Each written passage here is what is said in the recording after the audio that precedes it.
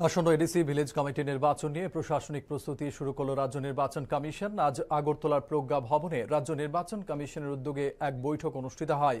বৈঠকে পৌরোহিত্য করেন নির্বাচন কমিশনার পি.কে. চক্রবর্তী। বৈঠকে রিটার্নিং অফিসার, বিভিন্ন ব্লকের বিডিও সহ নির্বাচনের সাথে যুক্ত পদস্থ আধিকারিকরা উপস্থিত ছিলেন। নির্বাচনী আচরণ বিধি থেকে শুরু করে অন্য বেশ কিছু বিষয় নিয়ে বৈঠকে আলোচনা হয়েছে বলে জানান রাজ্য নির্বাচন কমিশনার।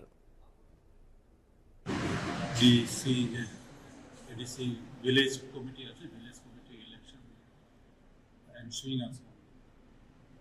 এই প্রসঙ্গে যারা রিটার্নিং অফিসার আছেন তাদের সঙ্গে আমাদের একটা ওয়ার্কশপ আছে regarding the preparedness of election. এই প্রসঙ্গেই আছে রিটার্নিং অফিসার যারা আছেন, that is videos of all concern blocks, তো তাদেরকে এখানে আহ্বান করা হয়েছে, তাদের ডাকা হয়েছে।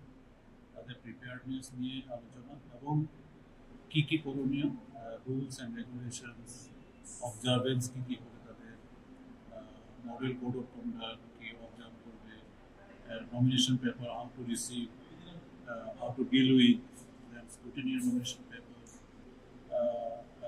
তারপর contesting, list of contesting candidate ইত্যাদি বিষয় যে রয়েছে সেই বিষয়গুলি সম্বন্ধে তাদের অবগত